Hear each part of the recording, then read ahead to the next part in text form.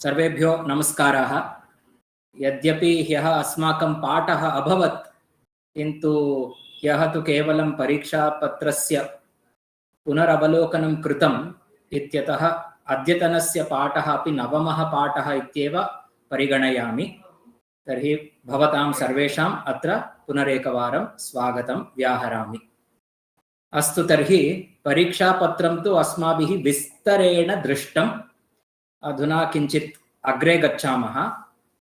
तत्र नवमः पाठः इति यद् मया उक्तं तस्य आरम्भं कुर्मः। तत्पूर्वम् अहं दर्शयामि पाठस्य टिप्पणीं। सर्वैः द्रष्टुं शक्यते इति मन्ये। दृश्यते वा अत्र मम पटलम्? आं महोदय। अस्तु, तर्हि अत्र अष्टमपाठे कानिचन वाक्यानि आसन्। एकवारं स्मरन्तु।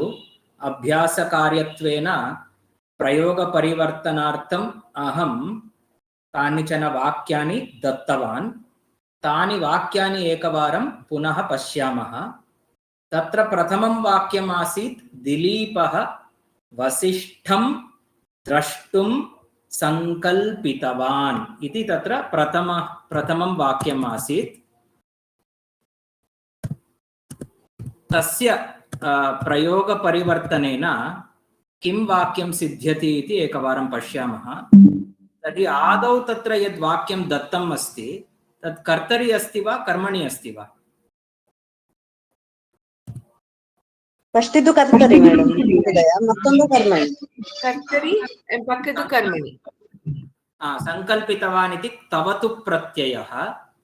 पुनश्च तत्र कर्तृपदं दिलीपः इति प्रथमा विभक्त्याम् अस्ति। अतः एतद् वाक्यं कर्तरि अस्ति। तर्हि अस्माभिः कर्मणि लेखनीयम्। अतः दिलीपः इति पदं दिलीपेन इति भवति।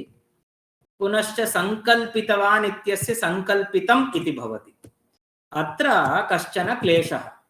वसिष्ठः इति लेखनीयं वा अथवा वसिष्ठम् इति लेखनीयं वा इति महान् प्रश्नः भवति।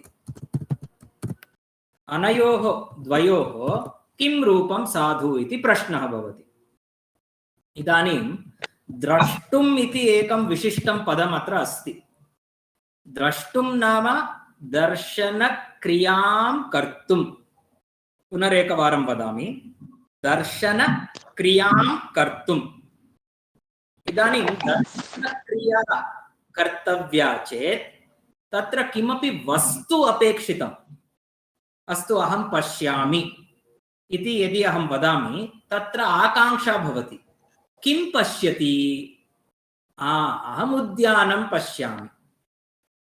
अहं पश्यामि। झटिति प्रश्नः भवति, भवान् किं पश्यति? अहं चलच्चित्रं पश्यामि। अतः दर्शनक्रियायाः सर्वदा किमपि कर्मपदम् अपेक्षितं भवति। अतः अत्र वसिष्ठम् इत्येव रूपं लेखनीयम्। यतोहि वसिष्ठम् इति यदस्ति तद् द्रष्टुम् इति क्रियावाचकपदस्य कर्मपदम्। आङ्ग्लभाषया अपि वदामि, दिलीपेन संकल्पितम्। This is the karmani prayoga for Dilipah sankalpitavan. What did Dilipa decide to do? He decided to see Vasishtha. Dilipa decided to meet. Atra see nama meet. Meet Vasishtha Maharshihi. So the subject of the sentence is Dilipah, object of the sentence is Vasishtha, and Sankalpana Kriya is the Kriya Padam, Sankalpitavan. Now in Karmani Prayoga, Dilipa becomes Tritiya Vibhakti. There is no doubt for any one of us. The Kriya Padam, which is Sankalpitavan, is Tavatu Pratyaya, which is a Kartari Pratyaya. That gets converted to Tap Pratyaya. So therefore Sankalpitam. The question arises, in which Vibhakti should the word Vasishtha be in? In Kartari it is in Dvitiya. As per our general norms, it has to become Prathama Vibhakti. That is Vasishtha. But because of the presence of a Tumun pratyaya ending word called drashtum, and this word drashtum demands a karma padam because it is to see something and it demands a karma padam, and if it is a karma padam it has to be in dvitiya vibhakti. So as an exception, that vasishtah becomes vasishtham again to satisfy the word drashtum. Dilipena vasishtham drashtum sankalpitam. Therefore I put the bracket here so that you will be clear. Even if you have not understood this 100%, do not worry. In fact, the entire Parichaya syllabus has a lot of karmani prayoga. I started it in advance just to familiarize. We will systematically do it tense by tense. First only lat lakaraha karmani prayogaha, then only lang lakaraha karmani prayogaha, then only rit lakaraha karmani prayogaha, then only pratyayanta karmani prayogaha, then exception cases. So for now, let this common knowledge be there. Asmakam buddhau etat samanyataya etat jnanam bhavatu yat yada tumun pratyayantah shabdah asti chet asmin vakye atra tumun pratyayantah shabdah asti drashtum iti. This word demands a karma padam, ataha vasishtam iti yad padam asti dvitiya vibhaktim prapnoti. अत्र अस्ति प्रश्नः अस्ति तुमन् मात्र बन्दागला madam महोदय तुमन् प्रत्यय मात्र बन्दागला इदानीं तुमुन् प्रत्यय ಪ್ರಸಕ್ತವು ಈಗ ಹಂಗೆ ತಿಳ್ಕೊಳ್ಳೋಣ. ಮುಂದೆ ಇನ್ನ ಎಕ್ಸೆಪ್ಷನ್ಸ್ ಬರುತ್ತೆ, ಅದನ್ನು we will gradually learn them also. ಇದಾನಿಂ ದ್ವಿತೀಯಂ ವಾಕ್ಯಂ ಸುದಕ್ಷಿಣಾ ಸಹಿತಃ वसिष्ठाश्रमं गतवान्. अत्र अस्मिन् वाक्ये कः सुदक्षिणा सहितः वसिष्ठाश्रमं गतवान् इति न लिखितं, किन्तु सुदक्षिणा सहितः एव दिलीपः. तर्हि अस्य तृतीया विभक्ति रूपं सुदक्षिणा सहितेन वसिष्ठाश्रमम् इति अस्ति. तस्य प्रथमा विभक्ति रूपं वसिष्ठाश्रमः. गतवान् इति अस्ति, तस्य क्त प्रत्ययान्त रूपं गत, पुनः नूतनं प्रथमा विभक्त्यन्तं पदम् अनुसरति इत्यतः गतः इति रूपं भवति. केचन किं कृतवन्तः, सुदक्षिणया सहितेन इति लिखितवन्तः. पदस्य विभजनं न कर्तव्यम्. अत्र एकमेव पदम् अस्ति, सुदक्षिणा सहितः इति एकं समस्तं पदम्. तर्हि तत्र पदस्य विभजनं न कर्तव्यम्. एकपदत्वेन एव तस्य प्रयोगः कर्मणि अपि भवेत्. प्रश्नः अस्ति वा? अस्तु, इदानीम् अहं पृच्छामि. अत्र गतः इत्यस्य स्थाने अहं लिखामि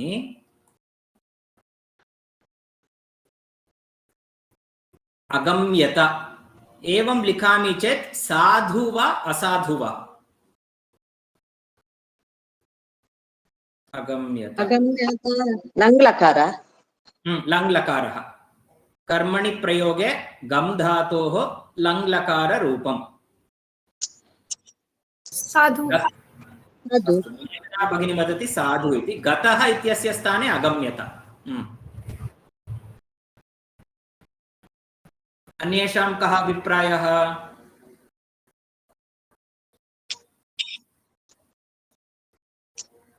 मात्र कर्तरिಯಲ್ಲಿ लङ् लकार ಅಲ್ಲ ಮಹೋದಯ, कर्तरिಯಲ್ಲಿ तवत् प्रत्यय अಲ್ಲ. संस्कृतेन एव सम्भाषणं करोतु भगिनी, प्रयत्नं करोतु. न जानामि. प्रयत्नं करोतु. भवती एव अधिकान् अङ्कान् प्राप्नोति, पुनः न जानामि इति न वक्तव्यं. प्रयत्नः कर्तव्यः. दोषः भवति चेदपि चिन्ता नास्ति. लघु लघु वाक्यं सम्यक् राधिका भगिन्या सम्यक् उक्तम्. अत्र प्रत्ययस्य प्रयोगः अस्ति, तवतु प्रत्ययस्य. यदि कर्तरि तवतु अस्ति चेत् तर्हि कर्मणि क्त एव भवेत्. कर्तरि लङ् लकारः अस्ति चेत् तर्हि कर्मणि अपि लङ्लकारः एव भवेत् इति सामान्यः नियमः।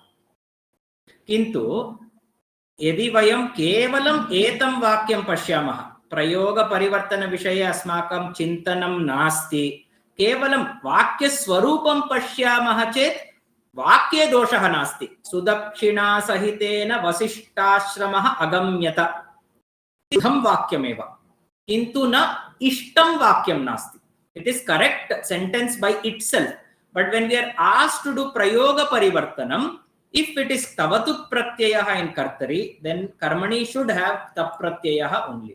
If it is lang lakarah in karmani, then in kartari, then lang only should be there in karmani. Iti samanyah niyamah.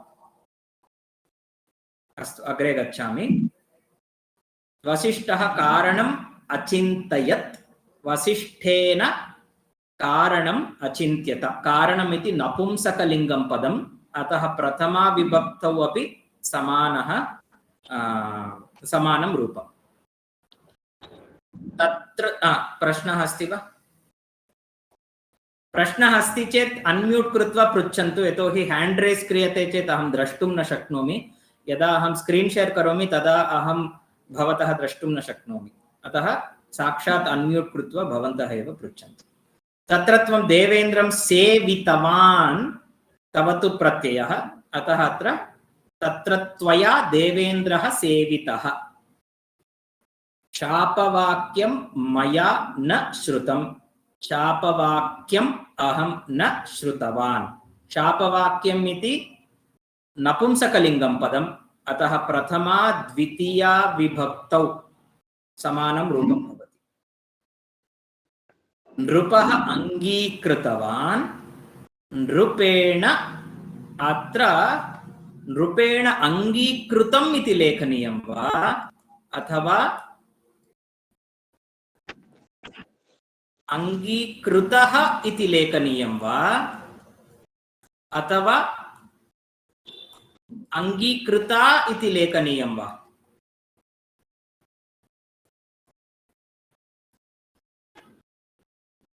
एकः विकल्पः, द्वितीयः पुल्लिङ्गे, तृतीयः विकल्पः स्त्रीलिङ्गे।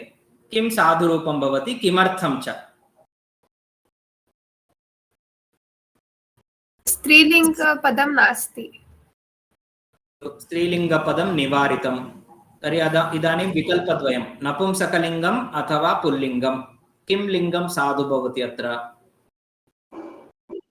कर्मपद ಇಲ್ಲ ಅಲ್ಲ ಮಹೋದಯ? कर्मपद नास्ति। अस्मिन् वाक्ये कर्तरि अपि कर्मपदं नास्ति। नृपः इति तृतीयान्तं भवति, तृतीया विभक्तिः। तर्हि प्रथमा विभक्त्यन्तं पदं नास्ति चेत् क्रियापदं किं पदम् अनुसरेत्? अनुसरणार्थं प्रथमा विभक्त्यन्तं पदमेव नास्ति, तेषु संदर्भेषु नपुंसकलिङ्गरूपमेव प्रयोक्तव्यम्। एतदेव साधु। पुल्लिङ्गरूपम् असाधु, स्त्रीलिङ्गरूपमपि असाधु।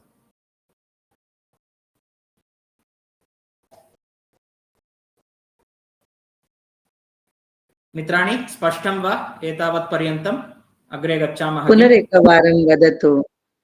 पुनरेकवारं वदामि। इदानीं नृपः, अत्र एकं पदं योजयामि। नृपः उपायम् अङ्गीकृतवान्।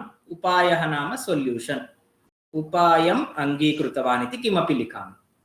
तदा कर्मणि किं भवति वाक्यं भगिनि?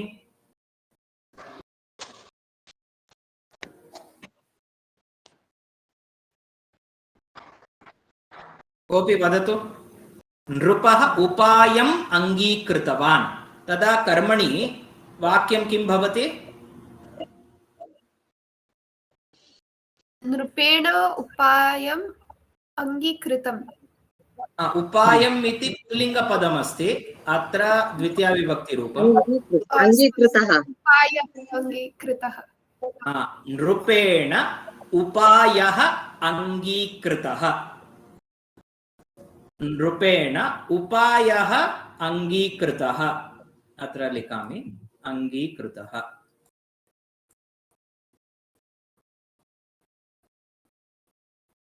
अत्र किमर्थम् अङ्गीकृतः इति पुल्लिङ्गरूपं लिखितम्?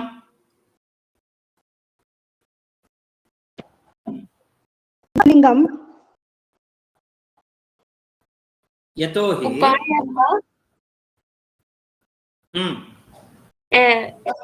उपायः इति पुल्लिङ्गवचनं पुल्लिङ्गपदम् अस्ति। पुल्लिङ्गपदम् अस्ति। तथा सम्यक्। अङ्गीकृतः अपि पुल्लिङ्गपदं भवतु। वदतु। सम्यक् उक्तं नागरत्ना भगिन्या। उपायः अकॉर्डिंग टू कर्तरी प्रयोग नियमः। अकॉर्डिंग टू कर्तरी प्रयोग नियमः इति नास्ति। यथा इदानीम् उपायः इत्यत्र का विभक्तिः अस्ति? द्वितीया विभक्ति उपायः। उपायः प्रथमा विभक्ति। प्रथमा विभक्ति। दट इज प्रथमं सोपानम् अस्ति। वाक्ये प्रथमा विभक्ति युक्तं पदं किम्? नृपेण उपायः। नृपेण इति तृतीया विभक्तिः, उपायः इति प्रथमा विभक्तिः। First step, determine which word is in prathama vibhakti. We have found out that upayah iti padam prathama vibhakti yuktam padam asti. Then the word that is a verb in nature has to always follow that word which is in prathama vibhakti. Now the word in prathama vibhakti is upayah and its lingam is pullingam. Therefore, the verb also will be pullingam prathama vibhakti, angikritah. So far, okay? Etavat paryantam avagatam va? Okay. द्वितीया स्पष्ट न अभवत्। अस्तु, अहं किं करोमि, तत्र अवकाशः नास्ति लेखितुम्, अत्र इतोपि सम्यक् लिखामि। कर्तरि वाक्यं किम् अस्ति? नृपः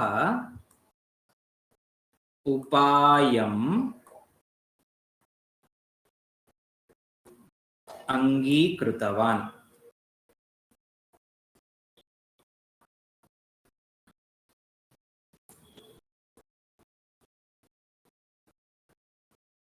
इदानीम् एतत् कीदृशं पदं नृपः इति?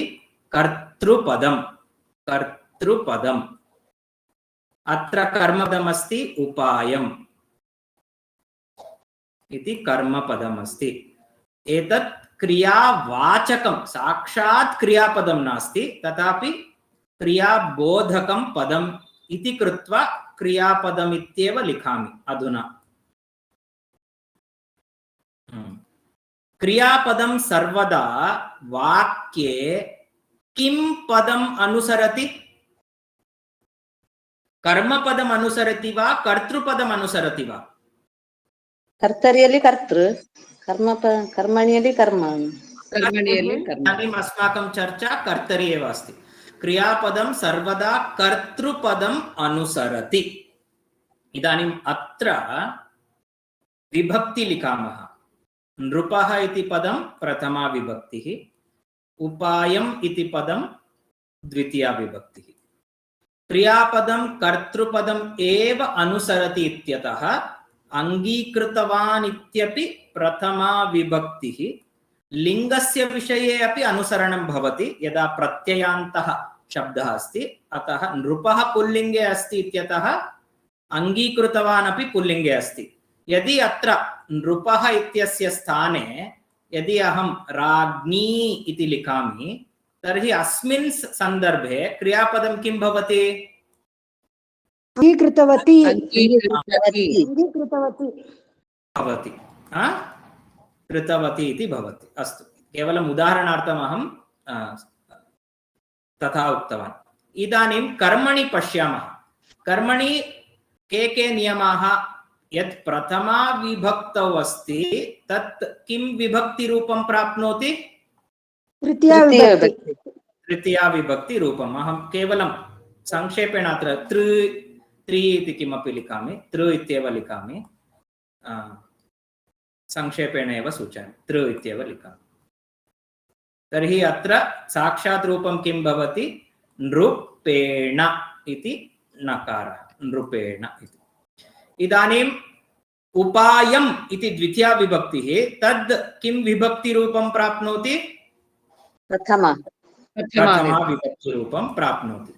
तर्हि अहं लिखामि अत्र उपायः, यतोहि एतद् पुल्लिङ्गपदम् अस्ति। नपुंसकलिङ्गं पदमस्ति चेत् उपायम् इत्येव रूपं भवति, किन्तु मूलशब्दस्य लिङ्गम् अस्ति पुल्लिङ्गम्, अतः प्रथमा विभक्तौ रामशब्दवत् उपायः, उपायौ, उपायाः, उपायम्, उपायौ, उपायान्, अतः प्रथमा विभक्ति एकवचनान्तं रूपम् उपायः। इदानीम् अस्माकं प्रश्नः, अत्र क्तवतु प्रत्ययः अस्ति, तर्हि कर्मणि कः प्रत्ययः? द्वितीय तप् प्रत्ययः। आदौ कः प्रत्ययः इति? अत्र क्तवतु प्रत्ययः अस्ति, कर्तरि, क्तवतु, क्षम्यतां, तवतु, तवतु प्रत्ययः अस्ति, तर्हि कर्तरि क्तप् प्रत्ययः भवति। पुनः अत्र यत् क्रियापदम् अस्ति तद् नूतने वाक्ये, कर्मणि प्रयोगे रचिते वाक्ये किं पदम् अनुसरेत्? अत्र अङ्गीकृतवान् इति पदं नृपपदम् अनुसरति, अत्र यत् पदं लेखिष्यते तत् पदम् उपायः इति पदम् अनुसरेत् वा नृपेण इति पदम् अनुसरेत् वा? उपायः उपायः इति पदम् अनुसरेत्। तर्हि उपायः इति पदं पुल्लिङ्गे अस्ति, प्रथमा विभक्त्याम् अस्ति, एकवचने अस्ति, अतः एतानि सर्वाणि लक्षणानि अस्मिन् नूतने क्रियापदे अपि भवन्तु। अतः अहं लिखामि अङ्गीकृतः।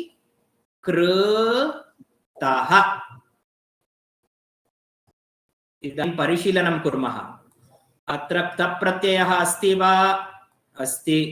पुल्लिङ्गे रूपम् अस्ति वा? आम्। प्रथमा विभक्ति रूपम् अस्ति वा? आम्। एकवचने अस्ति वा? आम्। अनयोः मध्ये अनुसरणम् अस्ति वा? परस्परम् अनुसृतौ वा एतौ शब्दौ? आम्। स्पष्टं किल? Yes sir, clear sir. इदानीं किं कुर्मः? इदानीम् एकं पदं निवारयामि। इदानीं चिन्तयन्तु यत् अत्र द्वितीयं पदमेव नास्ति। वाक्ये द्वितीयं पदमेव नास्ति। मूलवाक्यं किम् अस्ति? नृपः अङ्गीकृतवान् इत्येव वाक्यं। नृपः अङ्गीकृतवान्। अस्तु, नृपः इति पदं नृपेण इति भवति। अत्र मध्ये किमपि पदं नास्ति।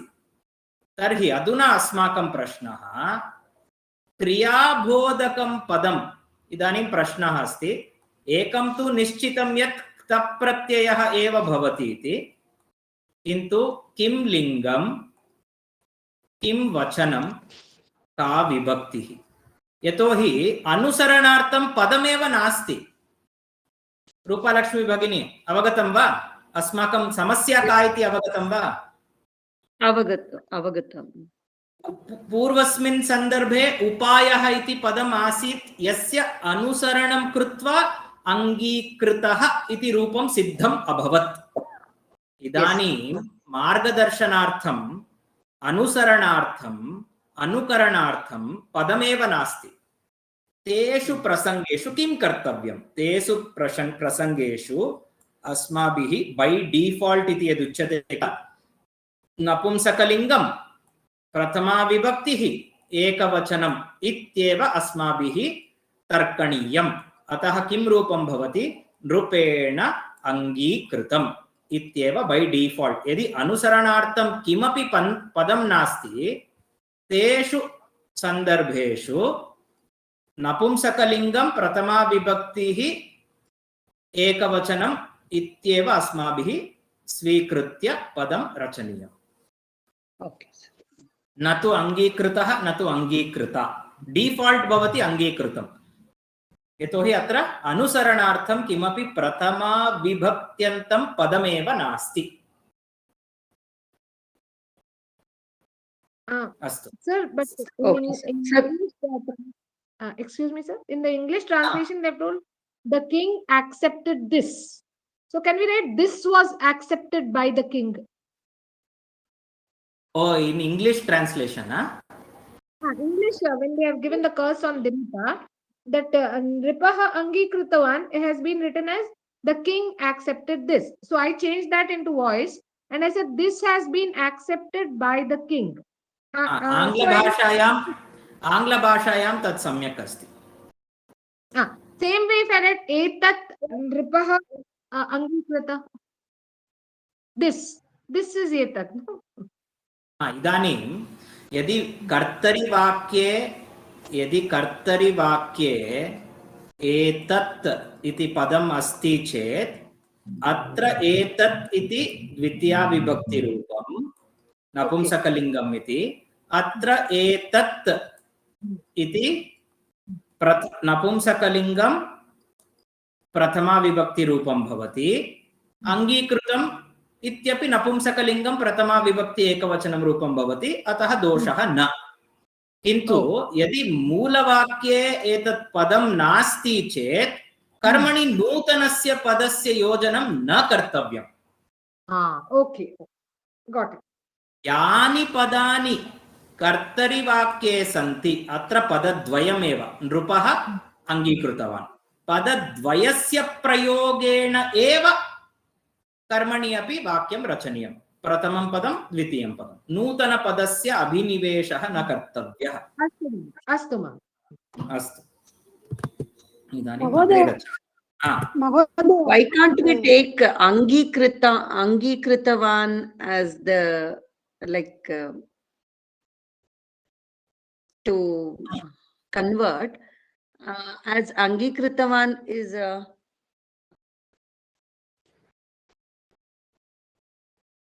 Pullinga Shabdah. Angikritavan is Pullinga, very correct. And then Ekavachana. Correct. And Tavatu Pratyaya. Correct. Why don't we directly convert to Karmani, Ta Pratyaya? Pullinga. You are asking. Tell me, how did this get Pullinga, Prathama Vibhakti and Ekavachanam? Because it is following somebody. It is, see this arrow mark on top. It is a follower. It is not an independent fellow. Okay. It is a follower. As we have to follow the Karma Pada in Karmani, we have to think over. Okay. It is a follower. It cannot stand independently. If it has nobody to follow, it will take Napumsakalingam. If it has somebody to follow, it will follow that person properly. Okay, sir. Thank you. And good thing is that it is a good follower. Not like us. Sometimes we follow, sometimes we don't follow. It's a very good follower. Okay. Job. Pruchatu. Sudhiksha Sagita Vasishtam Gatan Na Artham Kim Sudakshina Sahitah Vasishtashtramam Gatavan iti vakyasya kaha artha iti va? Na Karmani Prayogah Sudakshina Sahitena Vasishtashtramah Gataha iti Karmani Prayogah. Vasishtashtramah iti asti kila. अत्र आश्रमपदं पुल्लिङ्गे अस्ति, अतः गतः। गतः सम्यक्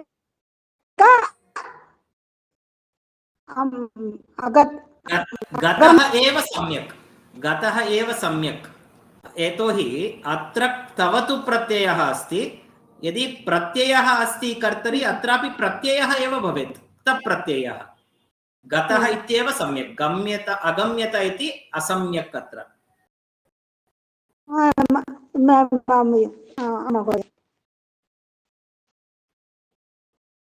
पुनरेकवारं वक्तव्यं वा भगिनि? महोदय संक्षेपेण वदामि। इदानीं कर्तरि इति अत्र क्षम्यताम्, इतोपि किञ्चित् वर्णं स्वीकरोमि। कर्तरि पुनश्च अत्र कर्मणि इति लिखामि। यदि कर्तरि वाक्ये तवतु प्रत्ययः अस्ति, तवतु प्रत्ययः किं कालं सूचयति?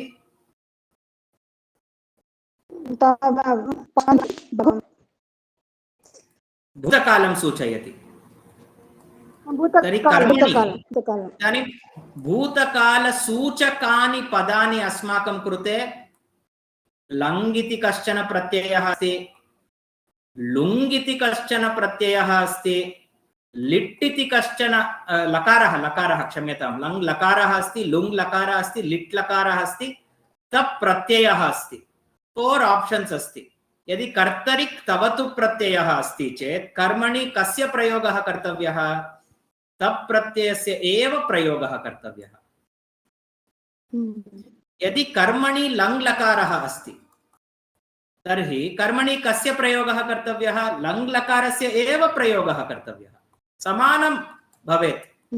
यदि कर्तरि लिट् लकारः अस्ति तर्हि कर्मणि अपि लिट् लकारस्य एव प्रयोगः कर्तव्यः इति नियमः। तत्र वाक्ये वसिष्ठाश्रमं गतवान् इति आसीत्, तत्तु तवतु प्रत्ययः।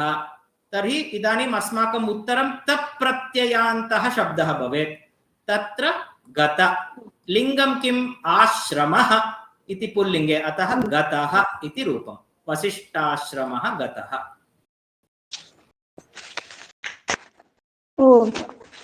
कर्मणि प्रयोगे कर्मणि पठितः। सत्यम्। इदानीम् अहं वदामि, अत्र यदि पठितवान् इति अस्ति, केवलं सत्यप्रेमा भगिनी उत्तरं वदेत्। पुनः अत्र वाक्ये पुस्तकम् इति पदम् अस्ति चेत् कर्मणि किं भवति? पठितवान् इत्यस्य पठितः पठितं पुस्तकम् इति अस्ति किल?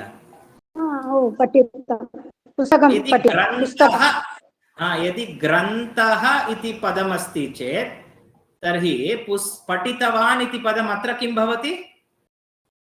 ग्रन्थः पुल्लिङ्ग, पठितः इति भवति। इतोपि एकम् उदाहरणं यदि ग्रन्थाः इति बहुवचने अस्ति चेत् तर्हि कर्मणि अत्र किं रूपं भवति?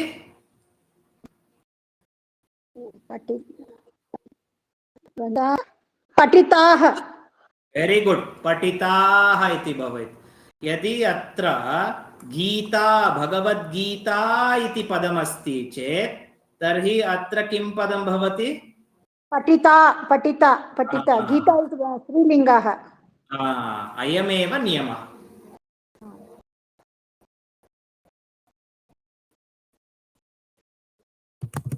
अस्तु, किञ्चित् अग्रे गच्छामः वा? इदानीं पुनः कर्तरि कर्मणि प्रयोगस्य चर्चा अवश्यम् अस्माकं पाठ्यक्रमे भवति, किन्तु अस्मिन् स्तरे परिचयस्तरे भवतां सर्वेषामपि प्रयोगपरिवर्तने दार्ढ्यं भवति. You will be extremely strong in prayoga parivartanam because that is one of the focus areas of parichaya patyakrama. Then there was one shabda called bahukalam. So some people wrote the answer for this as avyayam and I gave correct. For some people I wrote the word, I put the mark question mark. For some people I wrote chintaniyam iti because I also got confused and I had to ask this in multiple forums. I had to ask elders. Final conclusion asti avyayam nasti. Etat padam avyayam nasti. Bahukala shabdah dvitiya vibhaktihi ekavachanam. Bahukalam. Vakye kriya visheshanam asti ityatah dvitiya vibhaktihi bahukalam. This is the pada parichayaha for bahukalam iti shabdah. So in case I told correct for avyayam, it is wrong. Avyayam nasti. Bahukala iti shabdah dvitiya vibhaktihi ekavachanam.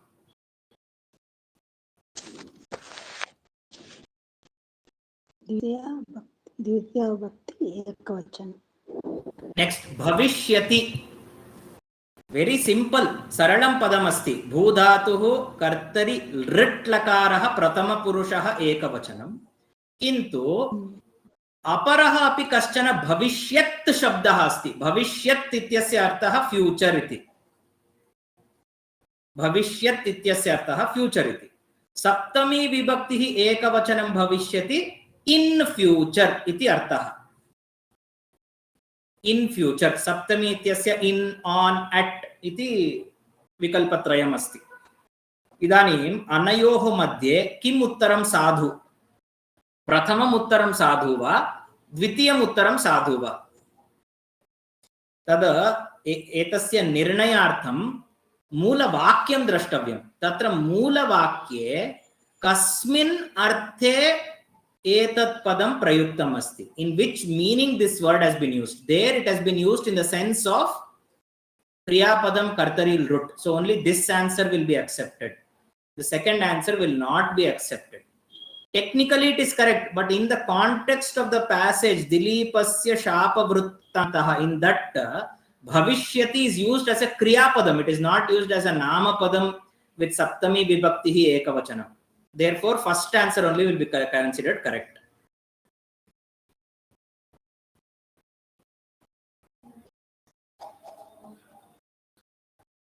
अस्तु अग्रे गच्छामः इदानीं तत्र कूजन्तं राम रामेति मधुरं मधुराक्षरम् आरुह्य कविताशाखां वन्दे वाल्मीकि कोकिलम् इति आदौ तत्र पदच्छेदः कर्तव्यः अहं ह्यः अपि उक्तवान् यत्र यत्र मूल श्लोके अनुस्वारः अस्ति पदच्छेद संदर्भे तत्र म हलन्त वर्णः लेखनीयः मकारस्य हलन्त रूपम् कूजन्तं राम राम इति मधुरम् इदानीं मधुराक्षरम् इति एकं पदम् अत्र विभजनं न कर्तव्यम् आरुह्य कविताशाखामपि एकं पदं विभजनं न कर्तव्यम् वन्दे वाल्मीकि कोकिलम् इत्यपि एकं समस्तं पदम् अत्र विभजनं न कर्तव्यम् समस्तं पदमस्ति चेत् विभजनं न कर्तव्यम् असमस्तं पदमस्ति चेत् विभजनं कर्तव्यम् एतदहं किञ्चित् निरूपयामि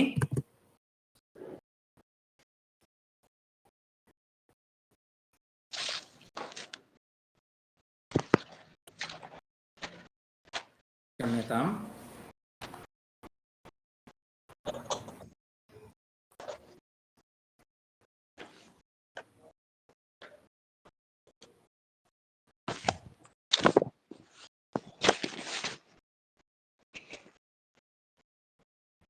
इति एकं पदं चिन्तयामि द्वितीयं पदं किं लिखामि इति किञ्चित् चिन्तयामि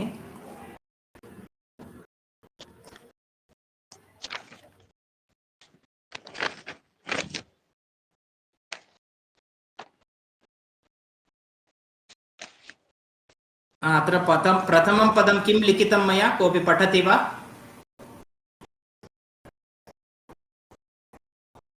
रमालयः सम रमालयः द्वितीयं पदं किं सीता गच्छन्ति सीता गच्छति सीता गच्छति सम्यक् इदानीं मम प्रश्नं सम्यक् शृण्वन्तु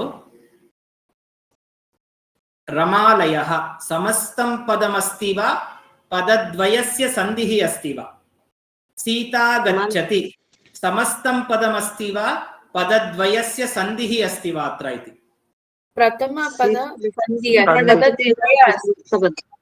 रमा नागरत्न भगिनी भवती उत्तरं वदतु प्रथमं रमालयः समस्तपदं नास्ति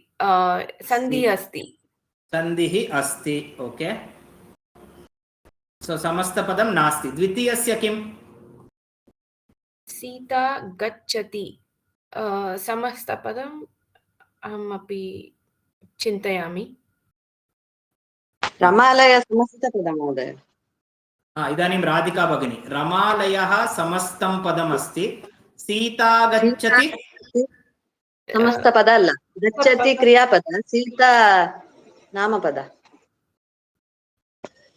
any other opinion I want to hear. एतत्तु राधिका भगिन्याः, एतत्तु नागरत्ना भगिनी. शरत् महोदयः भवान् किं वदति? रमालयः समस्तपदं नास्ति, अस्ति, सन्धिपदम् अस्ति. सन्धि अस्ति, अस्तु. सीता गच्छति, सीता प्लस सा गच्छति, नामपदं क्रियापदम्. समस्तपदम् अस्ति वा? समस्तपदं नास्ति. समस्तपदं नास्ति. इदानीं परिशीलनं कुर्मः. अन्यः कोऽपि वक्तुम् इच्छति वा? उत्तरं निरूपयामि. राम आलयः रामालयः महोदय. अत्र राम इति नास्ति, रमा इति अस्ति. रमा आलयः रमालयः, रमा आलयः रमालयः. सन्धि सन्धिः अस्ति, अवश्यं सन्धिः अस्ति, किन्तु समस्तं पदं वा पदद्वयम् अस्ति वा? सन्धि अस्ति महोदय. सन्धि अस्ति, सन्धि किन्तु अस्ति महोदय. समस्तं पदं वा? मम प्रश्नः समस्तपदं वा न इति. न महोदय. अस्तु, इदानीम् अस्य निरूपणं कुर्मः, तदा भवतां सर्वेषाम् अयं विषयः स्पष्टः भवति. इदानीं रमालयः इत्यत्र रमा प्लस् आलयः. इदानीं वाक्यम् एवमस्ति इति चिन्तयन्तु. अस्ति इति पदं क्रियापदमस्ति. रमालयः अस्ति. रमालयः इत्यत्र सन्धिः अस्ति. रमालयः, रमा प्लस् आलयः सवर्णदीर्घसन्धिः रमालयः. एतद् रमालयः इति समस्तं पदमस्ति. समस्तपदमस्ति. समस्तपदं टिक् मार्क्. सन्धिः अस्ति वा? अस्ति, टिक् मार्क्. पुनश्च सीता गच्छति इत्यत्र सीता प्लस आगच्छति. सीता गच्छति. एतत् समस्तं पदं वा? न. सन्धिः अस्ति वा? आम्, सन्धिः अस्ति. सन्धि अस्ति.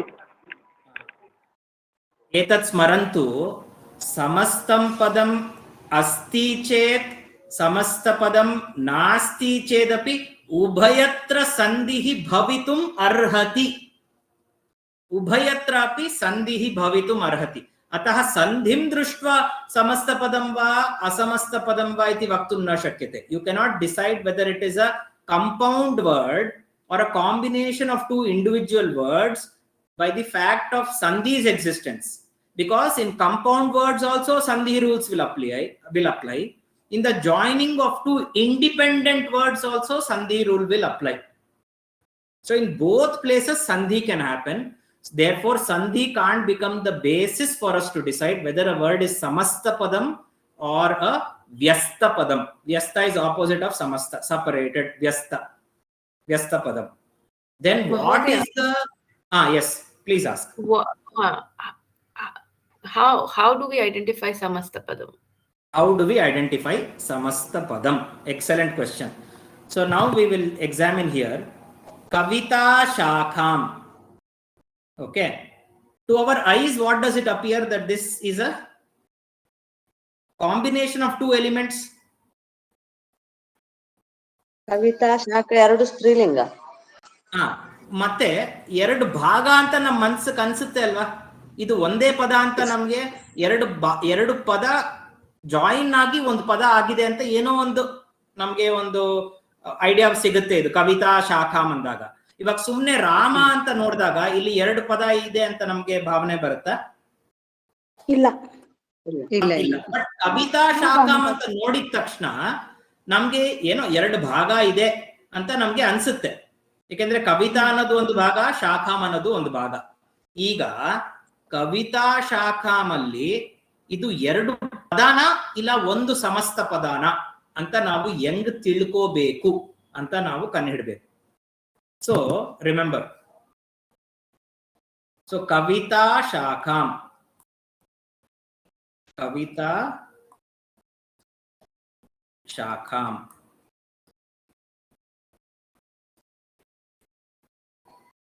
Where is the vibhakti here? Vibhakti is there here. Shakham. शाखां शाखां द्वितीया विभक्ति एकवचन. विभक्ति द्वितीया द्वितीया विभक्ति विभक्ति एकवचन. Now, if I separate these two, let me separate these two. I'll use a different color, and now I will write Kavita and Shakham. First of all ಇಲ್ಲಿ ಸಂಧಿ ಕಾರ್ಯ ಏನೂ ಆಗಿಲ್ಲ, ಸುಮ್ಮನೆ ಒಟ್ಟಿಗೆ ಜೋಡಿಸಿರೋದು. ಸಂಧಿ ಕಾರ್ಯ ಏನೂ ಆಗಿಲ್ಲ. ಸಂಧಿ ಆಗ್ಲೇಬೇಕು ಅಂತೂ ನಿಯಮ ಇಲ್ಲ, ಸಮಸ್ತ ಪದದಲ್ಲಿ ಸಂಧಿ ಬರುತ್ತೆ. ನಾವು ವೇರ್ ಇಸ್ ದ ವಿಭಕ್ತಿ ಹಿಯರ್? ಶಾಖಾಂ, ಸೇಮ್ ವಿಭಕ್ತಿ ಇಸ್ ದೇರ್. शाकं द्वितीया विभक्ति. ಸ್ತ್ರೀಲಿಂಗ ಶಾಕಂ ದ್ವಿತೀಯ ವಿಭಕ್ತಿ. ದ್ವಿತೀಯ ವಿಭಕ್ತಿ. ಇಲ್ಲಿ ಏನಾದ್ರು ವಿಭಕ್ತಿ शाखां द्वितीय विभक्ति. कविता प्रथम विभक्ति, प्रथಮ ವಿಭಕ್ತಿ ಏಕವಚನ ನಮಗೆ ಕಾಣಿಸುತ್ತೆ. But now I will tell you that there is no ವಿಭಕ್ತಿ ಹಿಯರ್. ಇಲ್ಲಿ ವಿಭಕ್ತಿನೇ ಇಲ್ಲ ಅಂತ ನಾನು ಹೇಳ್ತೀನಿ. ಇದಕ್ಕೆ ಇನ್ನೊಂದು ಉದಾಹರಣೆ ಕೊಡ್ತೀನಿ. ಸ್ತ್ರೀಲಿಂಗ ರೂಪದಲ್ಲಿ ಇರೋದ್ರಿಂದ ನಮ್ಗೆ ಸ್ವಲ್ಪ ಕನ್ಫ್ಯೂಷನ್ ಆಗ್ತಿದೆ. So I can please allow me to take another example where I will prove this point to you. Okay, ಈ ಒಂದು ಪದ ತಗೊಂತೀನಿ. ರಾಮ, ಭರತ, ಲಕ್ಷ್ಮಣಾಃ.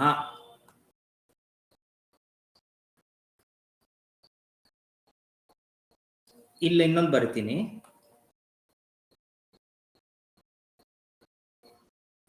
ರಾಮೋ ಭರತೋ ಲಕ್ಷ್ಮಣಃ. ಲಕ್ಷ್ಮಣಃ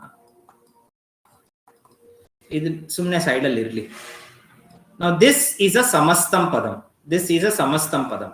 If we split this, we will get what? We will get Rama, Bharata. ರಾಮಃ ಭರತಃ ಲಕ್ಷ್ಮಣಃ. ಇದು ಸುಮ್ಮನೆ ಇವ ವಿಭಕ್ತಿ ಹಾಕದ್ ಬೇಡ. ಸುಮ್ಮನೆ ಇದನ್ನ ಬಿಡಿಸಿದ್ರೆ, ಸಂಧಿ ಮಾತ್ರ ವಿಭಜನೆ ಮಾಡಿದ್ರೆ ನಮ್ಗೆ ಏನ್ ಸಿಗುತ್ತೆ? ರಾಮ, ಭರತ, ಲಕ್ಷ್ಮಣಾಃ ಅಂತ ಸಿಗುತ್ತೆ. ಸುಮ್ಮನೆ ಇಲ್ಲಿ ಗ್ಯಾಪ್ ಕೊಡ್ತಾ ಇದ್ದೀನಿ, ಯಾಕಂದ್ರೆ ನಮಗ್ ಗೊತ್ತು ಇದು ಬಹುಶಃ 3 ಭಾಗ ಇರೋದಂತ ಪದ ಅಂತ. When I separated, is there a ವಿಭಕ್ತಿ ಹಿಯರ್? ಲಕ್ಷ್ಮಣಾಃ ಬಹುವಚನ. ಪ್ರಥಮ ವಿಭಕ್ತಿ ಬಹುವಚನ. ಇಸ್ ದೇರ್ ಅ ವಿಭಕ್ತಿ ಹಿಯರ್ ಇನ್ ದ ಭರತ ಶಬ್ದ? Is there any form which is just Bharata? No no vibhakti. No vibhakti. Is there a Vibhakti nasti. Vibhakti nasti. Is there a vibhakti here? No. No ಇದೆ ಮಹೋದಯ. Nasti. So in samast, the rule for samasta padam, the rule for samasta padam is it has to be pratipadikam. Have you heard this word? Pratipadikam andre enu? ನಾಮಪದ. ನಾಮಪದದ ಮೂಲ ರೂಪ. Namapada is called Pratipadika. ಮೂಲ ರೂಪ. Namapada's ಮೂಲ ರೂಪ, or in English it is called stem form ಅಂತ English ಅಲ್ಲಿ ಹೇಳ್ತಾರೆ. ಸ್ಟೆಮ್ ಫಾರ್ಮ್ ಅಂತ. ಧಾತುಗೆ ರೂಟ್ ಫಾರ್ಮ್ ಅಂತ ಹೇಳ್ತಾರೆ, ನಾಮಪದಕ್ಕೆ ಸ್ಟೆಮ್ ಫಾರ್ಮ್ ಅಂತ ಹೇಳ್ತಾರೆ. ಅದೇನಕ್ಕೆ ಒಂದ್ ಕಡೆ ರೂಟ್ ಒಂದ್ ಕಡೆ ಸ್ಟೆಮ್ ಅಂತ ನನ್ ಕೇಳ್ಬೇಡಿ, ನನಗೂ ಗೊತ್ತಿಲ್ಲ. ಪ್ರಾತಿಪದಿಕಂ. ಸೊ ರೂಲ್ ಫಾರ್ ಸಮಸ್ತ ಪದಂ is ಪ್ರಾತಿಪದಿಕಂ plus pratipadikam plus whatever. The last word will be with vibhakti. Last word will be with vibhakti, Lakshmanaha. But all the previous words will not have vibhakti. when you are joining it, we have to do pratipadikam plus vibhakti word. Idanim Dasharathasya putraha. Dasharathasya putraha. Idradu samasta pada ರೂಪ ಏನು?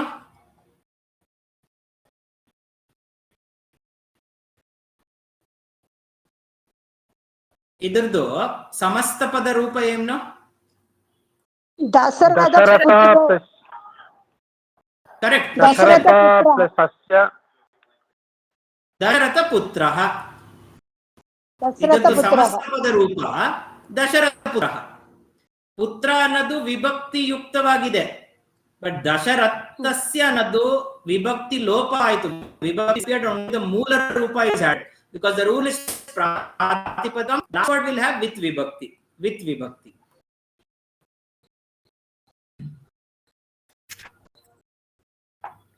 ಇನ್ನೊಂದು ಬರಿತೀನಿ. ಸೀತಾಯಾಹ ಪತಿಹಿ. ಸೀತಾಯಾಹ ಪತಿಹಿ ಇದ್ರದ್ದು ಸಮಸ್ತ ಪದ ರೂಪಮೇನು? ಸೀತಾಪತಿ. ಸೀತಾಪತಿ. ಯಾಕೆ ಬರೀ ಸೀತಾ ಅಂತ ತಗೊಂಡ್ರಿ? ಯಾಕ ಯಾಹನ್ ಬಿಟ್ಬಿಟ್ರಿ? ಲೋಪ ಆಯ್ತು. ಲೋಪ ಇದೆ. ಲೋಕದಲ್ಲಿ ವ್ಯವಹಾರ ಹಿಂಗೆ ಇದೆ, ಸಮಸ್ತ ಪದಕ್ಕೆ ವಿಭಕ್ತಿ ತಗೊಳ್ಳಲ್ಲ, ಆ ಪ್ರಾತಿಪದಿಕ ಮಾತ್ರ. ಸೀತಾ ಯಾಹದು ಪ್ರಾತಿಪದಿಕ ಏನು? ಸೀತಾ. ಇದೇ ಪ್ರಾತಿಪದಿಕ. See, the confusion in Sita is Pratama Vibhakti Ekavachanam is also Sita, Pratipadikam is also Sita. But actually here it is, this is Pratipadikam and this is with Vibhakti, Pratama Vibhakti Ekavachanam Patihi. Idu Pratipadikam, idu Pratama Vibhakti. ಇವಾಗ ನಾನು previous page ಹೋಗ್ತೀನಿ. ಕವಿತಾ ಶಾಖಾಂ ಇದನ್ನ ವಿಭಜನೆ ಹಾಗಿದ್ರೆ ಅಷ್ಟೋತ್ತರಗಳಲ್ಲೆಲ್ಲ ಇದನ್ನೇ ಕೊಡೋದು, ಸಮಸ್ತ ಪದನೇ ಕೊಡೋದಲ್ವಾ sir? Very good. ನಾನು ಒಂದ್ 2-3 ಪದ ತಗೊಳ್ಳೋಣ ಅಷ್ಟೋತ್ತರದಿಂದನು. ಕವಿತಾ ಶಾಖಾಂ ಇತ್ಯತ್ರ ಅನ್ನಪೂರ್ಣೆ ಸದಾಪೂರ್ಣೆ ಮಹೋದಯ. ಏಕನಿಮಿಷಂ. ಕವಿತಾ ಶಾಖಾಂ ಇತಿ ಅಸ್ತಿ. ಇದಾನಿಂ ವಿಭಜನಂ ಕರೋಮಿ ಚೇತ್ ಕವಿತಾ ಶಾಖಾಂ ಅತ್ರ ಅಂತಿಮ ಪದೇ ವಿಭಕ್ತಿ ಅಸ್ತಿ, ದ್ವಿತೀಯ ವಿಭಕ್ತಿ. ಅತ್ರ ವಿಭಕ್ತಿ ನಾಸ್ತಿ, ಪ್ರಥಮಾ ವಿಭಕ್ತಿವತ್ ಭಾಸತೆ, ಕಿಂತು ಅತ್ರ ಮೂಲ ರೂಪಮೇವ ಅಸ್ತಿ, ಪ್ರಾತಿಪದಿಕಮೇವ ಅಸ್ತಿ ಕವಿತಾ ಇತಿ. ಏತಾದೃಶೇಷು ಸಂದರ್ಭೇಷು ಏತತ್ ಸಮಸ್ತ ಪದಂ ಇತಿ ಅವಗಂತವ್ಯಂ.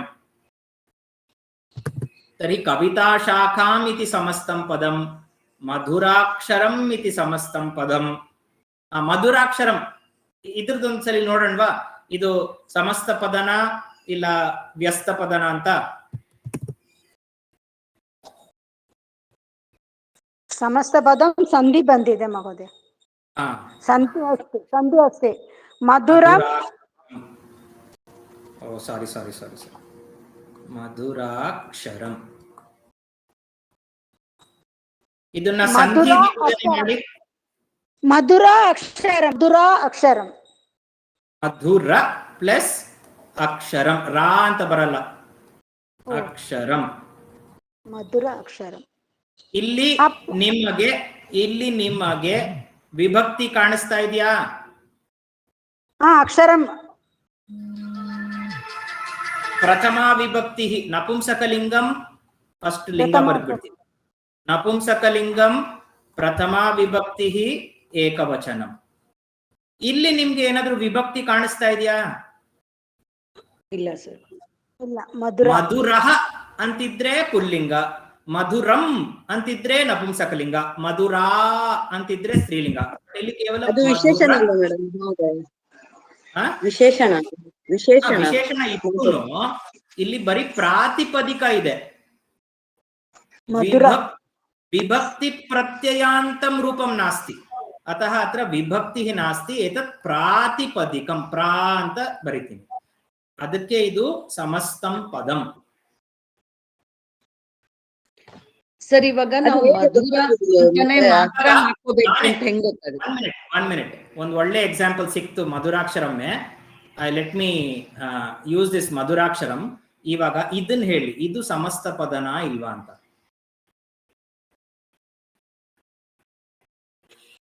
ಸಮಸ್ತ ಪದ ಹೌದು. ಒಂದ್ ನಿಮಿಷ. ಇವಾಗ ಹೇಳಿ, ವ್ಯತ್ಯಾಸ ಚೆನ್ನಾಗಿ ಕಾಣಿಸ್ತಾ ಇದೆಯಾ? ಎರಡು, ಒಂದು ಮಧುರಾಕ್ಷರಂ, ಇನ್ನೊಂದೇನು? ಮಧುರಮಕ್ಷರಂ. ಮಧುರಂ ಅಕ್ಷರಂ. ಮಧುರಂ ಅಕ್ಷರಂ. ಸ್ಪ್ಲಿಟ್ಟಿಂಗ್ ಮಾಡಿ ಇದನ್ನ ಮಧುರಂ ಮಧುರಂ ಪ್ಲಸ್ ಅಕ್ಷರಂ. ಮಧುರಂ ಪ್ಲಸ್ ಅಕ್ಷರಂ. ಇಲ್ಲಿ ವಿಭಕ್ತಿ ಕಾಣಿಸ್ತಾ ಇದೆಯಾ? ನಪುಂಸಕಲಿಂಗಂ ಪ್ರಥಮ ವಿಭಕ್ತಿ ಏಕವಚನಂ. ಇಲ್ಲಿ ವಿಭಕ್ತಿ ಕಾಣಿಸ್ತಾ ಇದೆಯಾ? ಮಧುರಂ. ನಪುಂಸಕಲಿಂಗಂ ಪ್ರಥಮ ವಿಭಕ್ತಿ ಏಕವಚನಂ. ಇಲ್ಲಿ ಎರಡು ಪದ ಇದೆ. ಇದೂನು ಪದ. ದಿಸ್ ಇಸ್ ಆಲ್ಸೋ ಏತದಪಿ ಪದಂ ಏತದಪಿ ಪದಂ. ಅತಃ ವ್ಯಸ್ತಂ ಅಸ್ತಿ, ಸಮಸ್ತಂ ಪದಂ ನಾಸ್ತಿ. ಅತ್ರ ಪದದ್ವಯಂ ಅಸ್ತಿ, ಸಂಧಿಕಾರ್ಯಮಪಿ ಅಸ್ತಿ. किन्तु अत्र कथम् अस्ति? अत्र प्रातिपदिकम् एकं पदम् एकम्. अतः एतत् समस्तं पदं मधुरमक्षरमिति समस्तं पदं नास्ति. मित्राणि, इदानीं विषयः स्पष्टतरः वा? कुत्र यत्र प्रातिपदिकानां योजनं कृत्वा पदस्य अन्ते विभक्तिः विधीयते तत् समस्तं पदम्. यत्र प्रतिपदं विभक्तिः भवति तदनन्तरं कदाचित् सन्धिकार्यं, तदा तु समस्तपदत्वं नास्ति. मधुराक्षरम् अन्तु बेरे, मधुरमक्षरम् अन्तु बेरे. इदानीं मम अन्यः प्रश्नः. If I take one example, like suppose I take an example, paribhasha. ಪರಿಭಾಷಾ ಈಗ ಸಮಸ್ತ ಪದ ಆಗತ್ತಾ ಇಲ್ವಾ? Good question. ಇದಾನಿ ಪರಿಭಾಷಾ ಪರಿಭಾಷಾ ಎರಡು ಭಾಗ ಇದೆ. ಪರಿ ಅಂತ ಒಂದು ಕೇಳಿಸುತ್ತೆ, ಭಾಷಾ ಅಂತ ಒಂದು ಕೇಳಿಸುತ್ತೆ. ಇವಾಗ ಪರಿ ಅನ ಭಾಗಕ್ಕೆ ಇದು ಉಪಸರ್ಗ. ಇದು ಉಪಸರ್ಗ ಅಂತ ಹೇಳಲ್ಲ, ಇದಕ್ಕೆ ಒಂದು ಸಂಜ್ಞಾ ಇದೆ, ಪ್ರಾದಯ ಅಂತ. ಇದಕ್ಕೊಂದು ಹೆಸರಿದೆ. ಪರಿ ಅನ್ನೋದು ಇವಾಗ ಪರಿ ಪರಿ ಪರಿ ಪರಿಸ್ಥಿತಿ ಹಿಂಗ ಇಲ್ಲ, ಪರಿತಿಷ್ಠತಿ ಅಂತ ಹೇಳ್ತೀನಿ. ಪರಿತಿಷ್ಠತಿ, ಪರಿಸ್ಥಿತಿ ಇತ್ಯಸ್ಯೇವ ತತ್ರ ಲಟ್ಲಕಾರ ರೂಪಂ ಪರಿತಿಷ್ಠತಿ. ಕ್ರಿಯಾಪದದ ಜೊತೆ ಬಂದಾಗ ಈ ಪರಿಗೆ ಹೆಸರು ಉಪಸರ್ಗ ಅಂತ. ಕರೆಕ್ಟ್. ಓಕೆ. ಇದೇ ನಾಮಪದ ಜೊತೆ ಬಂದಾಗ ಇದಕ್ಕೆ ಬೇರೆ ಹೆಸರು ಪ್ರಾದಯ. ಒಂದೇ ಅದು ಪರಿ ಅಂತ ಒಂದೇ. ಬಟ್ ಕ್ರಿಯಾಪದ ಜೊತೆ ನಿಂತ್ಕೊಂಡಾಗ ಅದಕ್ಕೆ ಉಪಸರ್ಗ ಅಂತ ಹೆಸರು ಬರುತ್ತೆ. ಈಗ ಆ ಪೊಲೀಸ್ ಮ್ಯಾನ್ ಸಿಎಂ ಸಿದ್ದರಾಮಯ್ಯ ಪಕ್ಕದಲ್ಲಿ ನಿಂತ್ಕೊಂಡಾಗ ಬಾಡಿ ಗಾರ್ಡ್ ಅಂತ ಅವ್ನ ಹೆಸರು. ಅದೇ ಪೊಲೀಸ್ ಮ್ಯಾನ್ ಸರ್ಕಲ್ ಅಲ್ಲಿ ನಿಂತ್ಕೊಂಡ್ರೆ ಟ್ರಾಫಿಕ್ ಅಂತ ಹೇಳ್ತೀವಿ, ಟ್ರಾಫಿಕ್ ಪೊಲೀಸ್ ಮ್ಯಾನ್ ಅಂತ ಹೇಳ್ತೀವಿ. ಅವನ್ ಜಾಗ ಎಲ್ಲಿದೆಯೋ, ಯಾರು ಸಹವಾಸ ಮಾಡ್ಕೊಂತಾನೋ ಅವನ ಹೆಸರು ಚೇಂಜ್ ಆಗುತ್ತೆ, ಬಟ್ ಮನುಷ್ಯ ಅವನೇ. ಅದೇ ರೀತಿ ಯದಾ ಪರಿ ಇತಿ ಕ್ರಿಯಾಪದೇನ ಸದಾ ಸಹ ತಿಷ್ಠತಿ ಚೇತ್ ತದಾ ಉಪಸರ್ಗಃ ಇತಿ ಅಸ್ಯ ನಾಮ. ಅತ್ರ ಪ್ರಾದಯಃ ಇತಿ ಅಸ್ಯ ನಾಮ. ಇದಾनीं ಕೇವಲಂ ಪರಿ ಇತ್ಯಸ್ಯ ಪ್ರಯೋಗः न शक्यते. ಪ್ರಾದಯಃ ಇತಿ ಏತತ್ ಪದಂ ನಾಸ್ತಿ, ಪ್ರಾದಯಃ अस्ति. अतः अत्र पदद्वयस्य संयोगः नास्ति. किन्तु समस्तपदे पदानां प्रातिपदिकम् अपि पदस्य रूपम् अस्ति, मूलरूपम् अस्ति. पदस्य मूलरूपं प्रातिपदिकं. मधुರ ಅಂತ ಒಂದು ಶಬ್ದ ಇದೆ, ಬಟ್ ಪರಿ ಅಂತ ಇಂಡಿಪೆಂಡೆಂಟ್ ಆಗಿ ನಾವು ಎಲ್ಲೂ ವಾಕ್ಯದಲ್ಲಿ ಯೂಸ್ ಮಾಡಕ್ ಆಗಲ್ಲ. ಪರಿಭಾಷಾ ಇತಿ ಏಕಮೇವ ಪದ. Okay. Again, we don't have to master this whole concept in one shloka, but since some of you split this kavita shakana split ಮಾಡಿದ್ರಿ, ಮಧುರಾಕ್ಷರಂನ ಸ್ಪ್ಲಿಟ್ ಮಾಡಿದ್ರಿ, ಮಧುರಂ ಅಕ್ಷರಂ ಅಂತ ಎರಡು ಪದ ಇದ್ದಿದ್ರೆ ಅಲ್ಲಿ ಸ್ಪ್ಲಿಟ್ ಮಾಡ್ಬೋದು. ಬಟ್ ಇಲ್ಲಿ ಮಧುರಂ ಅಕ್ಷರಂ ಅಂತಿಲ್ಲ, ಮಧುರಾಕ್ಷರಂ ಅಂತಿದೆ. ಸೊ ಒಂದೇ ಪದ. ವಾಲ್ಮೀಕಿ ಕೋಕಿಲಂ ಅನ್ನೋದು ಒಂದೇ ಪದ. ವಾಲ್ಮೀಕಿ ಕೋಕಿಲಃ ಅಂತ ಸಪರೇಟ್ ಮಾಡಬಾರ್ದು, ವಾಲ್ಮೀಕಿ ಕೋಕಿಲಂ ಅಂತಾನೆ ತಗೋಬೇಕು. ಅಬ್ಬ ಹೆಂಗಪ್ಪ ಗೊತ್ತಾಗುತ್ತೆ ಅಂದ್ರೆ more and more examples we see we will get. ಅಷ್ಟು ಅಲ್ಲಿ ಬಂದೇ ಇಲ್ಲಿ ಅನ್ವಯ ಮಾಡ್ಬೇಕೀಗ. ಅನ್ವಯ ಮಾಡ್ಬೇಕಾದ್ರೆ ನಾನು ಅಹಂ ಅಂತ ಆಡ್ ಮಾಡಿದ್ದೀನಿ. ಯಾಕೆ ಮೂಲ ಶ್ಲೋಕದಲ್ಲಿ ಅಹಂ ಅಲ್ಲಿ ಇಲ್ಲ, ಇಲ್ಲಿ ವಂದೇ ಅಂತ ಇದೆ. ವಂದೇ ಇತಿ ಒಂದು ಧಾತು ಲಟ್ಲಕಾರ ಉತ್ತಮ ಪುರುಷ ಏಕವಚನಂ, ಅತಃ ಅಹಂ ಇತಿ ಅಧ್ಯಾಹಾರಃ. ಗಚ್ಚಾಮಿ इत्यस्य कः अर्थः अहं गच्छामि. तिष्ठामि इत्यस्य कः अर्थः अहं तिष्ठामि. अतः अहम् इति अध्याहारः. ಇದು ಒಂದೇ ಪದ ಲೈಸೆನ್ಸ್ ಇರೋದು ನಿಮ್ಗೆ ಆಡ್ ಮಾಡಕ್ಕೆ. ಇದು ಬಿಟ್ಟು ನೀವು ಏನು ಆಡ್ ಮಾಡಂಗಿಲ್ಲ. ಅನ್ವಯ ಭಾಗದಲ್ಲಿ, ತಾತ್ಪರ್ಯ ಭಾಗದಲ್ಲಿ ನೀವು ಎಷ್ಟು ಬೇಕಾದ್ರೂ ವ್ಯಾಖ್ಯಾನ ಬರೀರಿ. ಅಬ್ಬಾ, ಅದು ಕವಿತೆ ಕವಿತಾನೇ ಶಾಖಾ. ಒಂದೊಂದು ಅಕ್ಷರನೂ ಎಷ್ಟು ಮಧುರವಾಗಿದೆ. ರಾಮ ಅನ್ನೋದು ಪದನ್ನ ನಾವು ಬಳಸಿದ್ರೆ ಎಷ್ಟು ಆನಂದ ಬರುತ್ತೆ. ಈ ತರ ವ್ಯಾಖ್ಯಾನ adding more and more words ನೀವು ತಾತ್ಪರ್ಯ ಭಾಗದಲ್ಲಿ ಎಷ್ಟು ಬೇಕಾದ್ರೂ ಮಾಡ್ಕೊಳ್ಳಿ. ಅನ್ವಯ ಭಾಗದಲ್ಲಿ ನೂತನ ಪದಸ್ಯ ಯೋಜನಂ ನ ಕರ್ತವ್ಯಂ, ಕೇವಲಂ ಅಧ್ಯಾಹಾರಾರ್ಥಂ ಕರ್ತವ್ಯಂ, ವಾಕ್ಯ ಪೂರ್ಣಾರ್ಥಂ. ತತ್ರ ಅಹಂ ನೈವ ನೈವ ಅಹಂ ಮಮ ಅಭಿಪ್ರಾಯಮಪಿ ಸೂಚಯಾಮಿ, ಮಮ ಮತಮಪಿ ಯೋಜಯಾಮಿ ನೈವ. ಅನ್ವಯಸ್ಥರೆ ಮೂಲ ಶ್ಲೋಕೆ ಯಾನಿ ಪದಾನಿ ಸಂತಿ ತಾನಿ ಪದಾನಿ ಏವ ಪ್ರಯೋಕ್ತವ್ಯ. अतः अहम केवलम अहम इति पदं प्रयुक्तवान्. अहम कविताशाखाम् आरुह्य मधुराक्षरं राम राम. इदानीं राम राम इत्यस्य विशेषणम् अस्ति मधुराक्षरम्. मधुराक्षरम् उत्तमः बालकः, तद्वत् मधुराक्षरं राम राम इति कूजन्तम्. इल्ली मधुरम् ಅನ್ನೋದು क्रिया विशेषणं. मधुरं कूजन्तं वाल्मीकि कोकिलं वन्दे इति अत्र अन्वयः.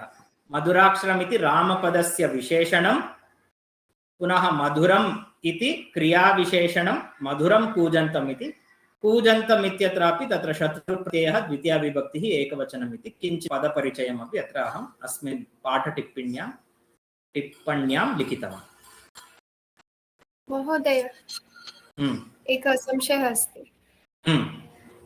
यदि वयम् अहम् इति शब्दः न प्रयोगं यदि वयं न प्रयुञ्ज्महे, प्रयोगं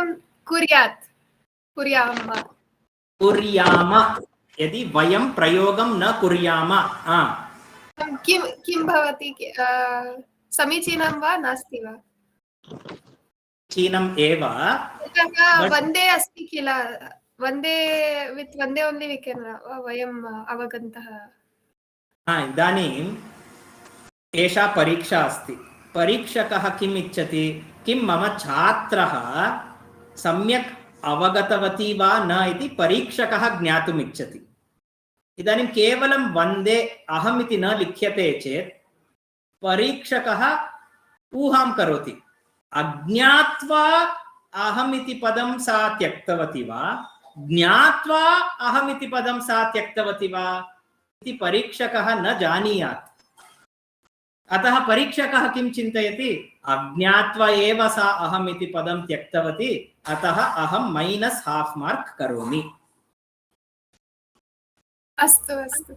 तर्हि किमर्थं परीक्षकस्य कृते एषः अवकाशः दातव्यः? लिखतु, अहम् इति एकं पदं लिखतु. I have put it at the last, like put it in quotes. Rama Rama iti madhuraksharam, a quote, and then aham iti vande. Is that okay? नैव. तत्र अस्माकं वाक्यस्य कश्चन क्रमः किल. वाक्यं नाम आदौ किं भवेत्? कर्तृपदं, तदनन्तरं कर्मपदानि, तदनन्तरं अन्तिमे क्रियापदम्. यदि अहम् अन्ते लिखति चेत् इति इदानीं यदा वयं व्यवहारं कुर्मः, इदानीम् अहं वदामि विद्यालयं गच्छामि अहमद्य, विद्यालयं गच्छामि अहमद्य. भवन्तः मम वाक्यम् अवगतवन्तः वा? No. You understand my meaning that Vidyalayam gacchami ahamadya. You understood that I am going to the school today. Correct. Understanding will happen, but this is like a forced discipline to first start with aham adya vidyalayam gacchami. Then there is absolutely no confusion. Vidyalayam gacchami ahamadya is also no confusion, but for practice purposes, since we are in the beginning stage, we will master this order. Once you tell me, sir, idanim aham dvitiya sthare asmi, aham kramam na anusarami, then no problem. Okay. This whole parichaya, the parichaya level, you see, has lot of exercises around Anvaya, because we are trying to gain the skill to interpret shlokas, and all our sahitya is in shloka form only. Yes, yes. Tomorrow we have to gain that skill that I see any shloka, I can quickly mentally rearrange the words in the form of a sentence and understand it. Yeah. Many times shlokas are confusing because it is not in a specific order. The letters, the words are mixed here and there. Yeah. And adhyahara, sometimes they are not even told specifically. They leave it, they ask the reader to assume the adhyahara. Here it's a simple, one day is the word that is the clue for our adhyahara. We got it straightforward. In other instances, we will not have so easy clues also. Therefore, for practice purpose, we will follow first Kartrupadam, then in between Kartrupadam and Kriyapadam, Karmapadam and words in other vibhaktis. Then last Kriyapadam. We will follow this order. Later, you can interact however you want, no problem. But in this level of parichaya, we have to master this. Yeah. Dhanyavada. Okay. Idanim, little bit discussion I want feedback from all of you. Tatra pratamaha prashnaha, pariksha katham asit? सम्यक् आसीत् किञ्चित् विवरणं सम्यक् इति पदेन किम् इष्टं किं ज्ञापयितुम् इच्छति अनेन पदम् अनेन विषयम् अहम् वयम् अवगतवन्तः किं भवन्तः अवगतवन्तः what did you किं भवन्तः what did you all understand किं विषयं भवन्तः अवगतवन्तः विशेष भावः इति विषयम् वयम् अवगतवन्तः. Okay. Now another abhipraya is, what kind of tests do you like? Do you like memory based tests or application based tests, or tests where you have more vakya rachana to do, or you want only multiple choice fill in the blanks, or a healthy combination? Is the test testing your skill, or is the test testing your memory? Should be testing the skill, application based. Any other opinion? Anyesham kaha abhiprayah atra? Healthy combination. Healthy combination. Multiple choice question. Multiple choice question api bhavatu iti bhavan vadati va Sharat Mahodayah? Am. Astu. We want combination of all. Yeah, healthy combination. Yes. Any opinion regarding the last question in the Dvitiya Pariksha, where I asked Bhavatam kaha abhiprayah? Do you want opinion seeking questions, or you don't want such opinion seeking questions? We want, sir. We want. Yeah. What is the use of an opinion seeking question outside the syllabus? We will have a platform to share our opinion. अत्र भाषाभ्यासं सम्यक् अस्ति भवति भाषाभ्यासः सम्यक् भवति. Any question related to पाठ्यक्रम, you already are supplied in the background of your mind with some words. Dilipah, Vasishtah, Ashramah, Gacchami, Shapam. Padani santi, taihi padaihi bhavantah vakya rachanam kurvanti. Ataha aham abhiprayam ज्ञातुम् अपि प्रश्नं कृतवान्. तदर्थं लेखनार्थं पूर्वमेव पदानि मनसि न सन्ति. अतः पदानि चिन्तनीयानि, पदानि योजनीयानि. अतः प्रति परीक्षां तादृशम् एकं प्रश्नम् अवश्यम् अहं पृच्छामि. यस्य अंकाः will not be more than 5. Okay. Sure. Then these I discussed yesterday. Gunavantah kannadadalli ekavachana, we discussed all this yesterday. समीचीन इतर कृद्यति स्पेलिंग अत्र लेखन दोषः इत्यपि अस्माभिः चर्चितः. रोचते चतुर्थी परितः द्वितीय प्रतिभाराधिकाभ्यां लिखितं संवादं दर्शयतु. राधिका भगिन्याः अहं संवादं दर्शितवान् इति एतावत् पर्यन्तं समाप्तम्. अस्तु अत्रैव किञ्चित् पठित्वा वयं पाठं समापयामः। भवन्तः परिचयग्रन्थं स्वीकुर्वन्तु। तत्र द्वितीयः पाठः पेज् नम्बर् 24। अहं स्क्रीन् शेर् स्थगयामि।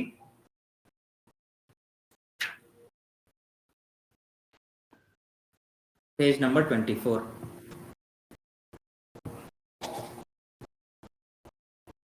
स्क्रीन् शेर् स्थगयामि। अस्तु तत्र अवन्ती भगिनी भवती अस्ति वा? And भवती तत्र page number 24 you have the English version of परिचय बुक और कन्नडा वर्जन? English version. ओके देन सेम पेज नंबर। तत्र भाषाभ्यासः विशेष विशेषण भावः द्वितीयः भागः। तत्र वाक्यानि सन्ति। प्रथमं वाक्यं पठतु। विनयशीलं छात्रं सर्वे इच्छन्ति।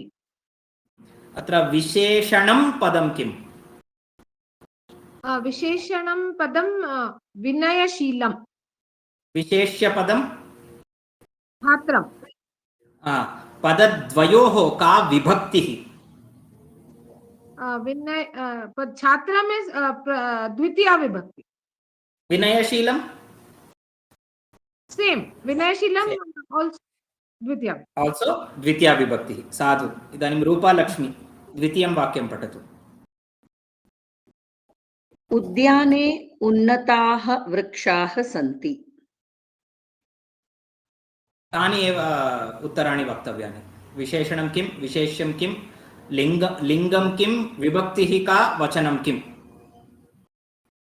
वृक्षाः 1.3 एकवचन प्रथमा विभक्ति बहुवचन।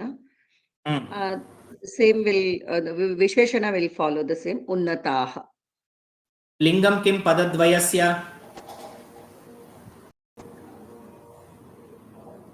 पुल्लिंगम। पुल्लिंगम। साधु। मेघना भगिनी तृतीयं वाक्यं।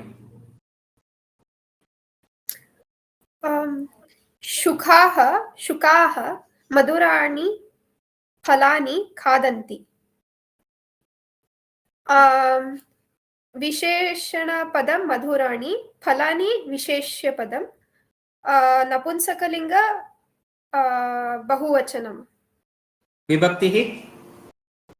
विभक्ति द्वितीया विभक्ति। किमर्थं प्रथमा विभक्तिः नास्ति वा? शुकाः अस्ति किल, तत्पदं भवतु। शुकाः अपि प्रथमा विभक्तौ भवतु। मधुराणि फलानि अपि प्रथमा विभक्तौ। शुकाः खादन्ति किल, मधुराणि फलानि खादन्ति। कर्मपदम् अतः द्वितीया विभक्तिः इति उत्तरम्। अस्तु अस्तु। इदानीं शरत् महोदयः चतुर्थं वाक्यम्।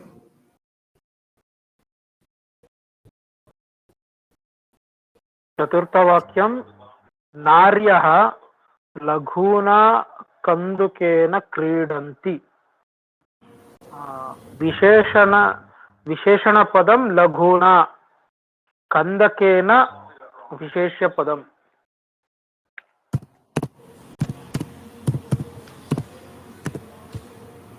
लिंगम विभक्तिः वचनं? लिंगं लघूना पुल्लिंगं, कन्दुकेन पुल्लिंगं। लघूना लिंगं सर्वदा समानं भवति। विभक्तिः पदद्वयस्य? लघूना गुरुशब्दं स्मरतु। गुरुशब्दः गुरुः, गुरु, गुरवः, गुरुं, गुरु, गुरून्, गुरुणा, लघुना। तृतीय विभक्ति।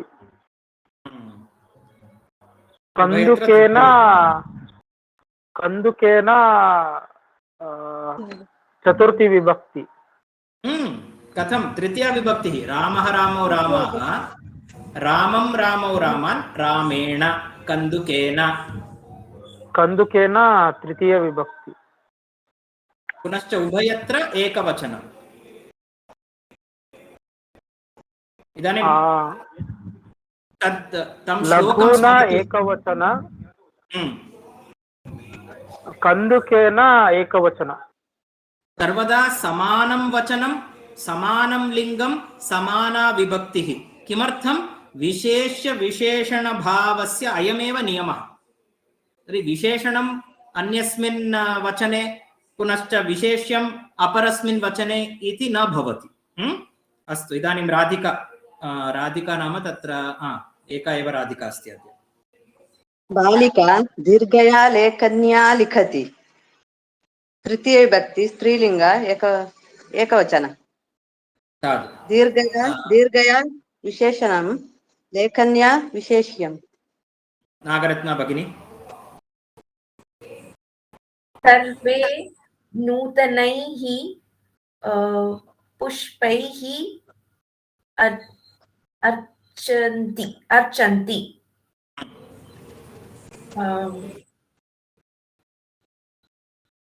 बहुवचन नूतनैः पुष्पैः सप्तमी विभक्ति. तृतीया. Sorry, तृतीया विभक्ति. तृतीया विभक्ति नपुंसक लिंग बहुवचन. नूतनैः क्रमः एवं भवतु भगिनी. आदौ लिङ्गं, तदनन्तरं विभक्तिः, तदनन्तरं वचनं. ओके. क्रमः भवतु. नपुंसकलिंग तृतीया विभक्ति बहुवचनं. विशेषण पदं नूतनैः, विशेषपदं पुष्पैः. विशेष्य यकारः विशेष्यपदं. साधु. सत्यप्रेमा भगिनी अग्रिमं वाक्यं पठतु.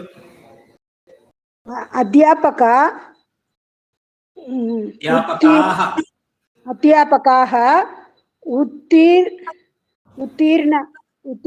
उत्तीर्णेभ्यः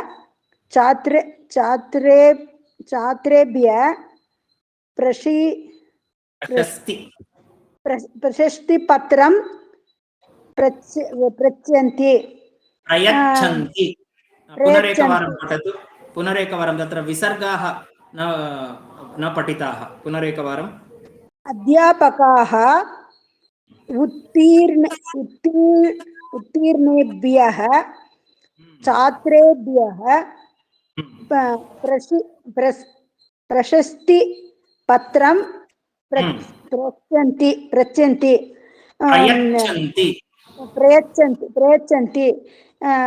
ವಾಕ್ಯದ ಅರ್ಥ ಹೇಳ್ಬಿಡ್ತೀನಿ, ಅದಾದ್ಮೇಲೆ ನೀವು ಅದನ್ನ ಡಿಕೋಡ್ ಮಾಡಿ. ಇಂಗ್ಲಿಷ್ ಅಲ್ಲಿ ಹೇಳಿದ್ರೆ ಪರವಾಗಿಲ್ವಾ? ಹೇಳಿ, ಪರವಾಗಿಲ್ಲ ಮಗೋದೆ. Teachers gave congratulatory certificates to the students who passed. ಯಾರು ಪಾಸ್ ಆದ್ರೂ ಅವ್ರಿಗೆಲ್ಲ ಒಂದು ಸರ್ಟಿಫಿಕೇಟ್ ಕೊಟ್ರು ಟೀಚರ್ಸ್ಗಳು. ಅಸ್ತು. ಇದಾನಿ ತತ್ರ ವಿಶೇಷಣಂ ವಿಶೇಷ್ಯಂ ಕಿಂ? ವಿಶೇಷಣಂ उत्तीर्णेभ्यः विशेषणं छात्रेभ्यः विशेष्यं पदं. वचन लिंगं पुल्लिंगं चतुर्थी विभक्ति बहुवचन. Very good. ಇವಾಗ ಅದು ಚತುರ್ಥಿ ವಿಭಕ್ತಿ ಅಂತಾನೆ ನೀವು ಹೆಂಗ್ ಹೇಳ್ತೀರಾ? ಪಂಚಮಿ ವಿಭಕ್ತಿನೂ ಆಗ್ಬೋದಲ್ವಾ? ಇವಾಗ ರಾಮ ಶಬ್ದ ತಗೊಂಡ್ರೆ ರಾಮೈಹಿ ರಾಮೇಭ್ಯ ಅಂತ ಬಹುವಚನದಲ್ಲಿ ರಾಮೇಭ್ಯ ಅಂದ್ರೆ 2 ಸಲ ಬರುತ್ತೆ. ಹೌದಾ? ಚತುರ್ಥಿ ಪಂಚಮಿ ಎರಡೂನ ಆಗುತ್ತೆ. ಇಲ್ಲಿ ಯಾವ್ದೀಗ ಚತುರ್ಥಿನ ಪಂಚಮಿನ ಎರಡೂನ? ಅವನಿಗೆ ಕೊಟ್ಟು ಸೇರಿ ಅದು ಪಂಚಮಿ ವಿಭಕ್ತಿ. ಪಂಚಮಿ ವಿಭಕ್ತಿ, ಚತುರ್ಥಿ ಅಲ್ಲ. ಚತುರ್ಥಿ ಮಹೋದಯ. ಏಕನಿಮಿಷಂ ಭಗಿನಿ ಏವ ವದೇತ್. ಏಕನಿಮಿಷಂ. ಯಾಕೆ ಚತುರ್ಥಿ, ಯಾಕೆ ಪಂಚಮಿ? ಚತುರ್ಥಿ ಅಂದ್ರೆ ಯಾಕೆ ಪಂಚಮಿ ಅಲ್ಲ, ಪಂಚಮಿ ಅಂದ್ರೆ ಯಾಕೆ ಚತುರ್ಥಿ ಅಂದ್ರೆ ಬೇರೆ ಆಗೋದು. ಚತುರ್ಥಿ ಬೇರೆ ಆಗುತ್ತೆ, ಪಂಚಮಿ ಬೇರೆ ಆಗುತ್ತೆ. ಹಾ. ಬರುತ್ತೆ ಚತುರ್ಥಿ ವಿಭಕ್ತಿ ಅತ್ರ ಚತುರ್ಥಿ ವಿಭಕ್ತಿ ಏವ. ಹಾ, दानक्रिया वेरी गुड. दानक्रिया अस्ति. प्रयच्छन्ति नाम तत्र यच्छति. यच्छति इत्यस्य अर्थः ददाति. दानक्रिया अस्ति. अतः दानक्रिया सन्दर्भे ये जनाः दानवस्तु प्राप्नुवन्ति तद्वाचकानि पदानि चतुर्थी विभक्तौ भवन्ति. सम्यक् भगिनी, सम्यक् उक्तम्. नेक्स्ट अग्रिमं वाक्यं डॉक्टर अवन्ति. Yeah. जनाः नद्यां मलिनानि वस्त्राणि क्षालयन्ति. विशेषण पदं मलिनानि and विशेष्य पदम is वस्त्राणि. ಇದು ವಿಭಕ್ತಿ I'm not very sure. Lingam Yeah. First lingam. Lingam is vastra. Vastra is napus. Okay, now vibhakti. Vibhakti vastrani malinan nadyam. Do we think of nadyam? ಇಲ್ಲ ಇವಾಗ whichever is bolded words ಅದರದ್ದು ವಿಭಕ್ತಿ ಹೇಳಬೇಕು.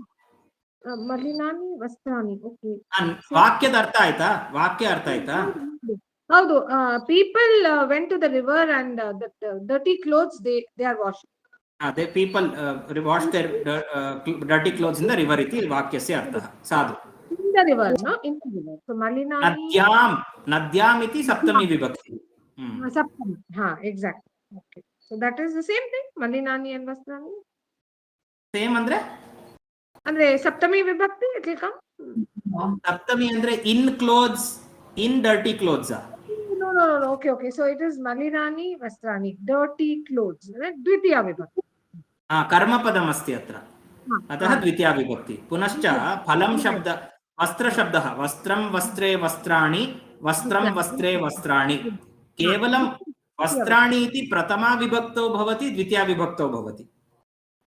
वस्त्राणि बहुवचन, बहुवचन ಮತ್ತೆ वस्त्राणि द्वितीया विभक्ति. इदानीं मम प्रश्नः, किमर्थं प्रथमा विभक्तिः नास्ति?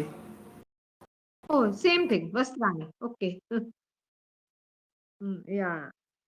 Vastram, vastrau, vastrani. That is the same thing. That means. So why not prathama vibhakti? Why only dvitiya vibhakti you have told?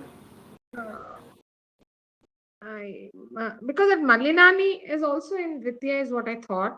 I'm not very sure. Malinani is a follower. Visheshanam will follow vastram. Because vastrani is in dvitiya, malinani will be dvitiya. If vastrani is in prathama, malinani will also be in prathama. Malinani is a follower. Because I think it's an object, no? It's an object. Karma padam. Some Sanskrit terminology for object is karma padam. Karma pada. Okay. Karma padam asti ched dvitiya vibhakti. Right. I'll ask again and again many times so that it settles in our head. कर्म पदम अतः द्वितीया विभक्तिः. द्वितीया विभक्तिः अस्ति चेत् कर्म पदम. Yeah. Okay. Got it. अग्रिमं रूपालक्ष्मी भगिनी.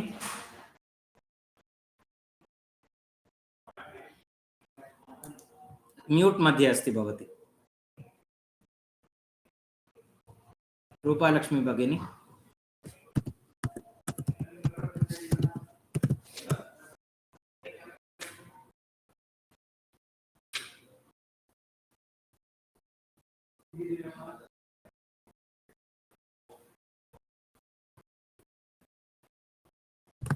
ओके, रूपालक्ष्मी भगिनी न श्रूयते. तर्हि अग्रे मेघना भगिनी. अस्तु. रूपालक्ष्मी भगिनी पठतु अग्रिमं वाक्यं. सर्वे कठिनात् आतपात् ताम्यन्ति. आतपात्.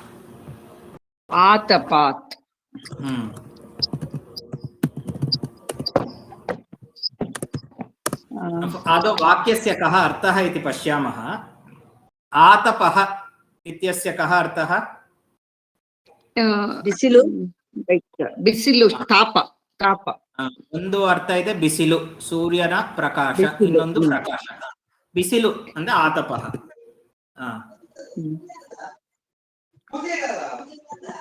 ಕಠಿಣವಾದ ಬಿಸಿಲ ಬೇಗೆಯಿಂದ ಅಂತ ಅರ್ಥ ಬರುತ್ತೆ. Very good, very good. ತಾಮ್ಯಂತಿ ಇತಿ ಕ್ರಿಯಾಪದಸ್ಯ ಅರ್ಥಃ ಕಿಮ್ ಅಸ್ತಿ ಇತ್ಯುಕ್ತೆ ದುಃಖಿತ್ ಹೋನ. ಓಕೆ. दुःखित होना इति अर्थः. हिंदी भाषया वदामि दुःखित होना. सर्वे अवगच्छन्ति किल?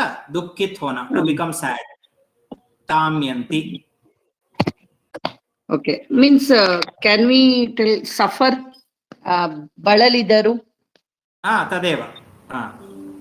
They are becoming uncomfortable. Okay, yeah. इदानीं लिंगम विभक्तिः वचनम्. लिंगम नपुंसकलिंगम. आतपः इति पुल्लिङ्गपदम्. आतपः पुल्लिङ्गपदम्. And then 5.1 ಬರುತ್ತೆ ಸರ್.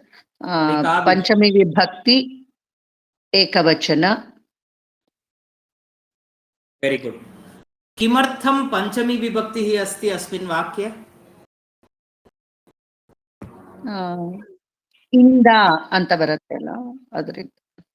ಕಠಿಣ.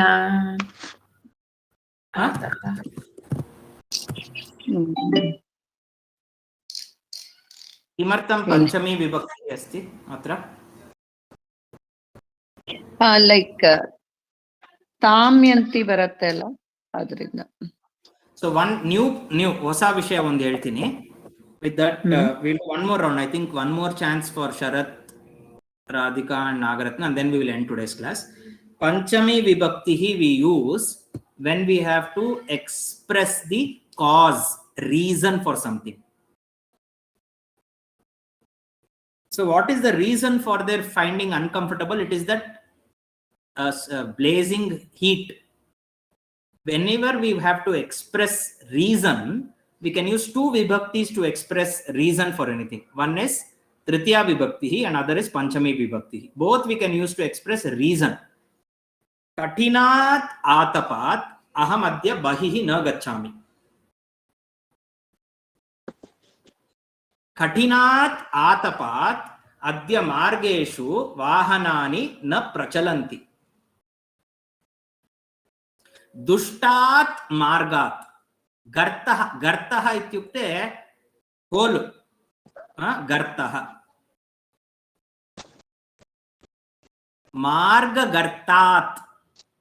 मार्गगर्तात् सर्वे जनाः बेंगलूरु नगरे असंतुष्टाः सन्ति. अर्थ आಯ್ತಾ? असंतोषದ ಕಾರಣ ಏನು ಬೆಂಗಳೂರು ಅವರಿಗೆ? ಅರ್ಥ ಆಗಿಲ್ಲ ಮಹೋದಯ. ಗರ್ತಃ ಅಂದ್ರೆ ಗುಂಡಿ. ಮಾರ್ಗದಲ್ಲಿ ಗರ್ತಗಳಿವೆ, ಗುಂಡಿಗಳಿವೆ. ಇಲ್ಲಿ ಬೆಂಗಳೂರು. ಸೊ ಪಂಚಮಿ ವಿಭಕ್ತಿ ಹೇಳ್ತೀನಿ. ಮಾರ್ಗಗರ್ತೇಭ್ಯ ಬಹುವಚನಂ. ಮಾರ್ಗಗರ್ತೇಭ್ಯ ಸರ್ವೇ ಜನಾಃ ಬೆಂಗಳೂರು ನಗರೆ ಅಸಂತುಷ್ಟಾಃ ಸಂತಿ.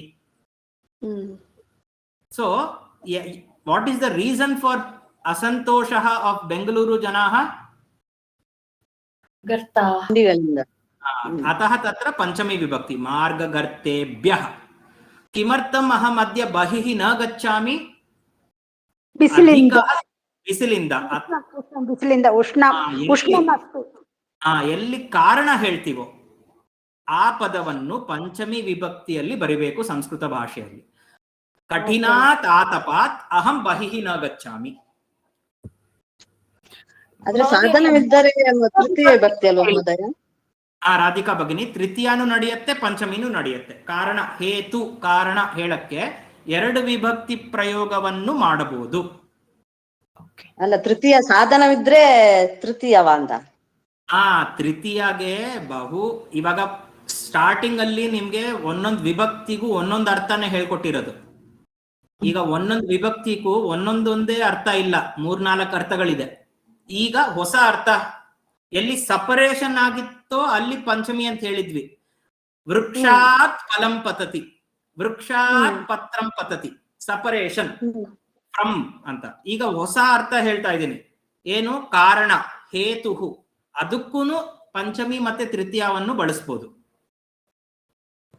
ಪ್ರತಿ ವಿಭಕ್ತಿಗೂ ಒಂದೇ ಅರ್ಥ ಇಲ್ಲ.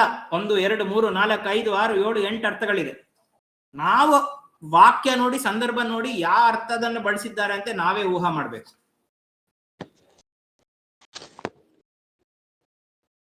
ಓಕೆನಾ?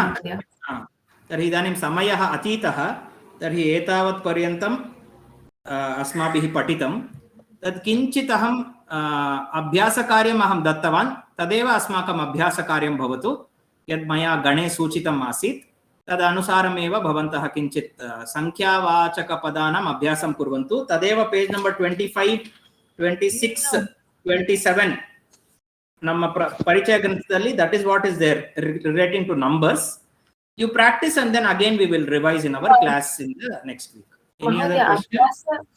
अभ्यास कार्यम् इति पुटसंख्या 209, right? 209.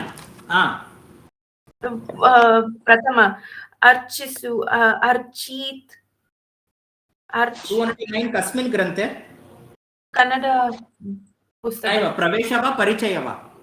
परिचय. परिचय. परिचय. Yeah. No. I told you to see those page numbers in Pravesha Grantha. Pravesha. That 214 to 216 in Pravesha. No. ಕನ್ನಡದಲ್ಲಿ 210 ಮಹೋದಯ. ಕನ್ನಡದಲ್ಲಿ ಯಾವ ಸಂಖ್ಯೆ ಅಂತ ನಿಮ್ಮಲ್ಲಿ ಯಾರಾದ್ರೂ ಗಣದಲ್ಲಿ ಒಬ್ರು ಹಾಕ್ಬಿಡಿ. ಕನ್ನಡದಲ್ಲಿ ಯಾವುದು? 210 to 11. ಅಲ್ಲಿ ಏನೇನ್ ಶಬ್ದಗಳಂದ್ರೆ ಏಕ ಶಬ್ದ, ದ್ವಿಶಬ್ದ, ತ್ರಿಶಬ್ದ, ಚತುರ್ಶಬ್ದ, ಪಂಚನ್ ಶಬ್ದ, ಷಷ್ ಶಬ್ದ, ಅಷ್ಟನ್ ಶಬ್ದ, ಸಪ್ತನ್, Nawan, ದಶನ್. Shabdas relating to Sankhya Padani from 1 to 10. That is what you have to master and come. Okay. And write sentences. Right. Yes, write sentences. Using different vibhakti forms. Ekah, eka, ekam, dve, dvau, dve, dve, traya, tisraha, trini, chatvaraha, chatasraha, chatvari, pancha, pancha. Okay, all this. But all vibhakti forms are there. Like chatvaraha, chaturaha, chaturbhihi, chaturbhyah, chaturbhyah, chaturnam, chaturshu. Also, check which vachanam it is. Now this chatur shabda is in which vachanam?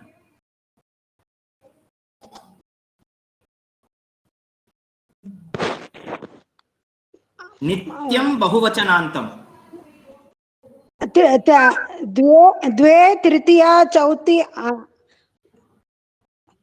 द्विशब्दः will only be in dvivachanam. Naiva. Eka shabdah will only be in ekavachanam. Dvishabdah has only dvivachanam.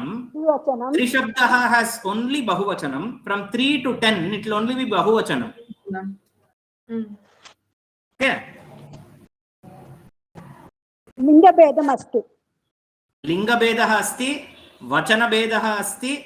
तत् सूक्ष्मतया दृष्ट्वा तस्य पठनं कुर्वन्तु. पाठे इतोपि अहम् एकवारं स्पष्टीकरिष्यामि.